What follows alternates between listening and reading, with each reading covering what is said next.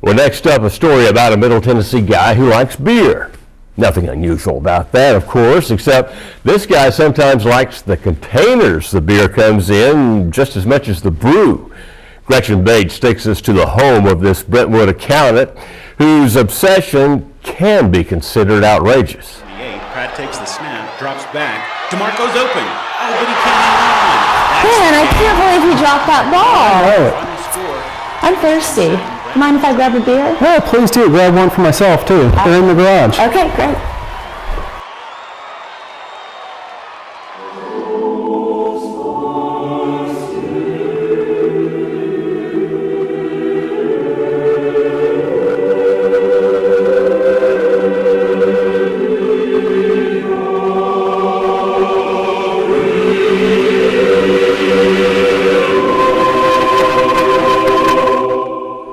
What kind do you want? Said I was collecting beer cans my entire life. Started when I was about 6 years old. Meet Scott Mertie, accountant, author, beer can collector.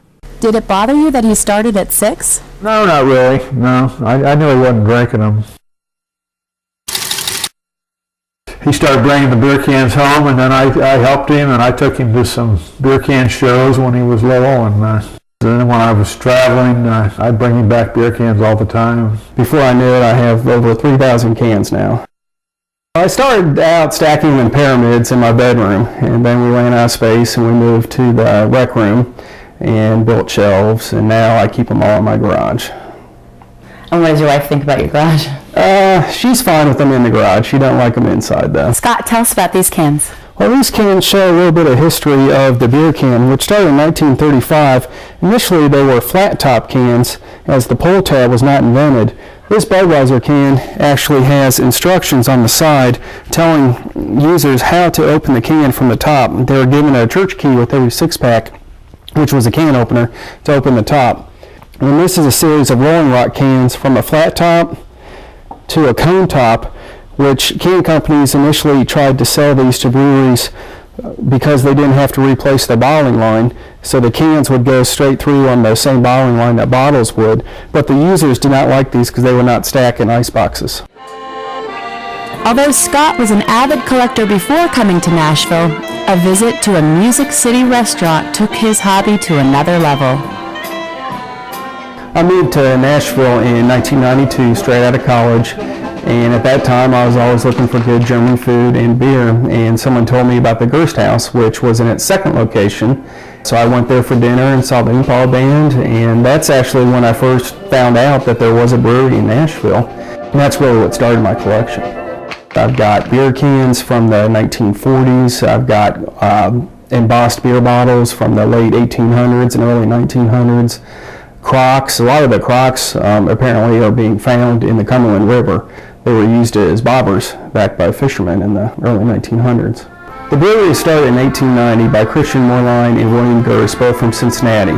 By 1893, William Gerst bought out Christian Moerlein's interest and operated the brewery solely.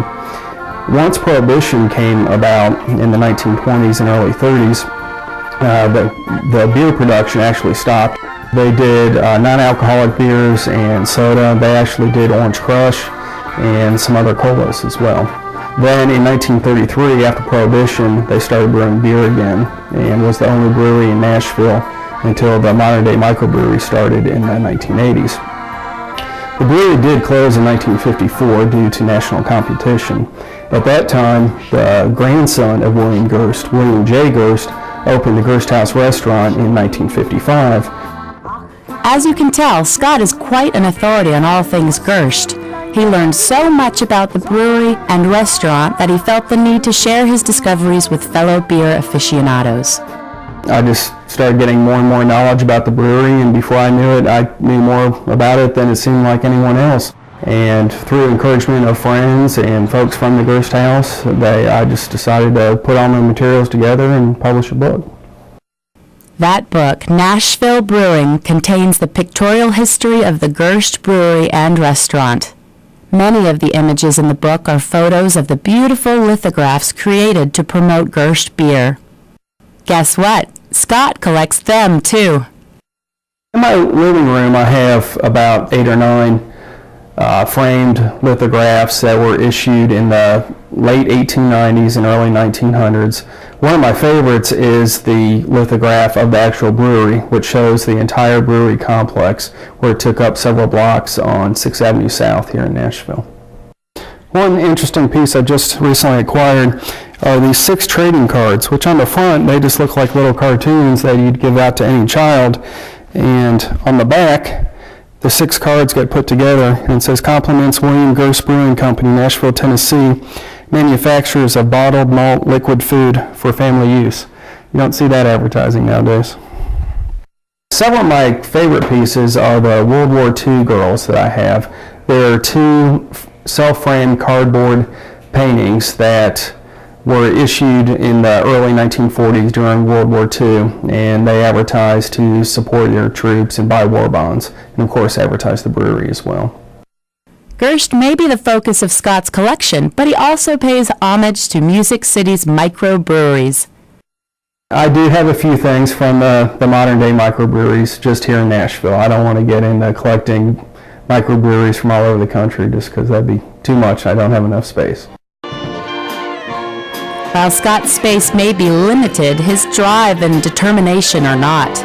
Still true to that 6-year-old boy picking up cans, he scours the globe via his website for the Gerst Brewing Grail that's out there somewhere. There are several lithographs out there that I'm still trying to obtain that I know exist, but I do not have them in my collection yet, and I'm still always looking.